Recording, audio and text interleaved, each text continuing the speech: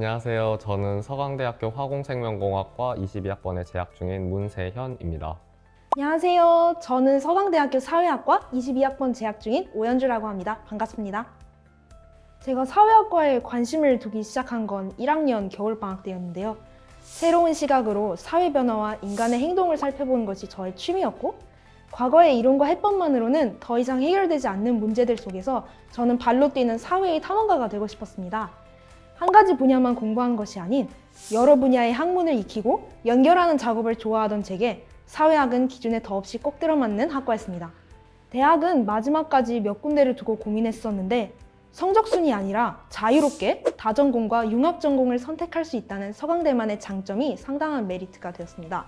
소수정예 학교라서 교환학생과 장학금 제도를 보았을 때도 최대한 많은 학생들에게 기회를 준다는 점도 솔깃했습니다. 저는 학창시절 내신 성적이 좋은 편은 아니었거든요.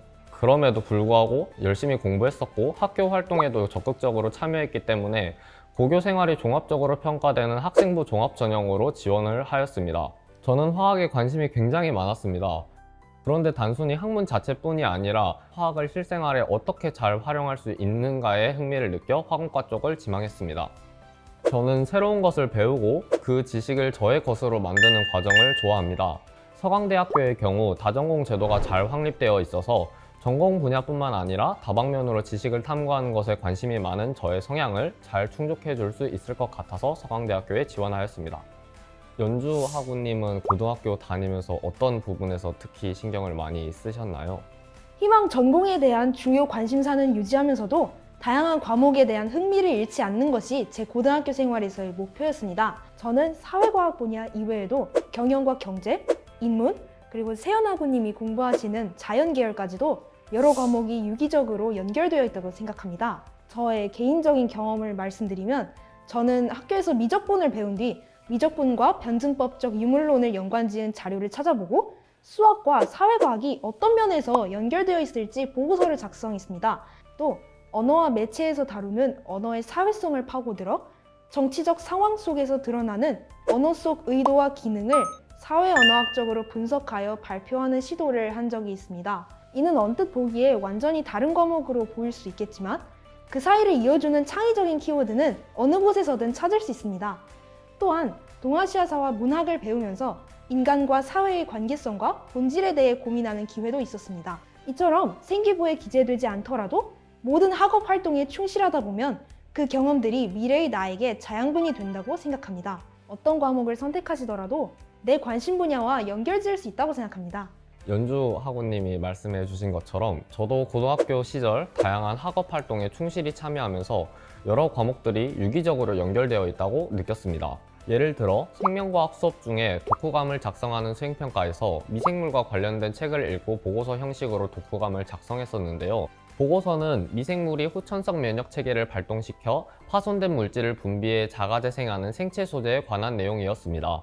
화학 수업 시간에 배운 분자의 구조나 신소재 관련된 내용이랑 물리 수업 시간에 배운 전자나 전기 관련된 내용을 공부할 때도 큰 도움이 되었습니다. 저는 어떤 과목이든지 나에게 의미 있게 학습해 나가는 게 중요하다고 생각합니다. 저의 경우에는 물리와 화학 수업을 듣고 부족한 부분은 도서관에서 책을 찾아보거나 인터넷으로 문헌 자료를 찾아보며 학습했고, 국어와 영어, 한문 과목을 통해서 보고서나 논문 작성에 필요한 독해력이나 작문 능력을 향상시킬 수 있었습니다. 이러한 학업 태도는 앞으로의 대학 생활에 큰 도움이 될 것이라고 생각합니다. 학생부 종합전형을 준비하다 보면 굉장히 많은 학교 활동에 참여를 할 텐데 혹시 어떤 활동이 가장 의미 있으셨나요? 저에게 가장 의미 있었던 활동은 아무래도 독서인 것 같습니다. 저는 저만의 독서를 통해서 세상을 보는 저만의 시야를 넓힐 수 있었는데요. 저는 인문사회 고전을 주로 읽었고 수학과 과학 도서도 제가 이해할 수 있는 선에서 가능한 폭넓게 읽으려고 노력했습니다. 이 과정에서 독해력과 배경 지식 향상은 물론이고 학교에서 배우는 과목별 지식의 조각들을 분야의 경계를 뛰어넘어 종합적으로 이해하는 능력을 기를 수 있었습니다. 독서량을 무조건 늘리는 것보다는 한 권을 읽더라도 저에게 의미 있게 받아들이면서 기록을 차분히 남겨두는 과정이 생각을 논리적으로 정리하는 데 특히 큰 도움이 되었던 것 같습니다. 세연아고님의 경우에는 어떠셨나요? 고등학교 생활에서 가장 의미 있던 활동이 무엇이었나요?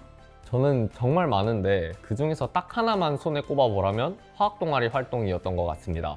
과학 동아리 특성상 실험을 굉장히 많이 하는데 기본적인 실험 도구 사용법부터 약품 처리법이나 실험실 안전 수칙 등을 숙지했었습니다. 이공계 쪽 학과를 오시면 반드시 실험 수업을 진행하는데 여기에 필요한 기본적인 소양들을 미리 접해볼 수 있어서 굉장히 즐거웠고 지금도 유용하게 이를 잘 활용하고 있습니다. 또 동아리 활동을 준비하면서 신문 기사와 같은 관련 자료도 굉장히 많이 찾아봤는데요. 여기서 필요한 데이터들을 선별하고 정리하는 능력 또한 기를 수 있었습니다. 그리고 이렇게 정리한 내용을 동아리원들이 이해하기 쉽도록 풀어서 설명해주고 서로 의견도 공유해 나가면서 함께 성장해 나갈 수 있었습니다. 세윤아구님, 학생부 종합전형을 준비하고 있는 후배들을 위한 학교생활 팁 같은 게 있으신가요? 저는 공부를 하다가 어려움이 있을 때 친구들과 선의의 경쟁을 하면서 극복할 수 있었던 것 같아요. 친구랑 물리 성적 내기를 하면서도 서로 모르는 것을 가르쳐 주었기 때문에 이 과정에서 오히려 부족한 부분을 채울 수 있었던 것 같아요. 원소 주기율표를 1번부터 20번까지 세로로 빨리 외우기 경쟁도 하면서 재미있게 공부한 적도 있고요. 이게 생각보다 능률이 잘 오르더라고요. 혹시 연주님만의 다른 학교 생활 팁이 있을까요? 지금 이 영상을 보고 계실 학생 여러분, 혹시 만족할 만한 성적이 나오지 않았더라도 절대 포기하지 않으셨으면 좋겠습니다. 취약한 과목이 있더라도 자신이 정말 좋아하고 하고 싶은 과목에 최선을 다하면서 관심 분야에 대한 배움과 성장을 위해 노력을 기울인 부분을 보여준다면 이는 여러분의 좋은 점수만큼이나 중요한 자신만의 강점이 될 것입니다. 혹시 연주하구님은 학종 준비하시면서 어떤 부분이 도움이 많이 되셨나요? 저는 고등학교 생활을 하면서 관심 있는 분야는 있었지만 탐구활동 시 주제를 잡을 때에는 고민이 많았습니다. 매번 새로운 것을 탐구하는 것도 좋지만 저는 교과서에서 마음이 가는 한 가지 소재를 일단 잡은 다음에 관련된 보고서를 쓰고 책도 읽고 동아리에서 관련 활동을 이어나가면서 결국 같은 소재를 여러 방면에서 활용했던 것이 가장 도움이 되었던 것 같습니다. 학교 생활을 하면서 반복적으로 한 주제에 대해 배우는 만큼 관련된 자신의 생각도 빠르게 깊어지기 때문에 하나의 소재를 다각도로 분석하는 연습을 할 수 있었습니다. 저 같은 경우에는 학교에서 진행하는 활동이나 행사에 굉장히 관심을 많이 가졌습니다. 그렇지만 깊이 고민하지 않고 가벼운 마음으로 했던 활동들은 별로 의미가 남지 않더라고요. 어떤 명칭의 활동을 했는지, 얼마나 많은 활동을 했는지보다 나에게 의미 있는 활동을 선택하고 그 과정에서 내가 성장해 나가는 것이 중요한 것 같아요. 저의 경험이 후배 여러분들에게 조금 더 도움이 되고자 인터뷰에 참가하게 되었는데요. 저 말고도 정말 다양한 학우분들께서 다양한 방법과 스토리를 가지고 입학하였습니다. 그쵸, 지금 연주학우님과 저만 봐도 상당히 다르지만 둘 다 당당히 서강대학교에 입학했으니까요. 저희의 인터뷰나 다른 입학 후기만을 보고 너무 따라하려고 하지 말고 자신만의 스토리와 전략을 짜는 게 가장 중요하다고 생각해요. 그러면 23학번 후배님들 캠퍼스에서 만나요.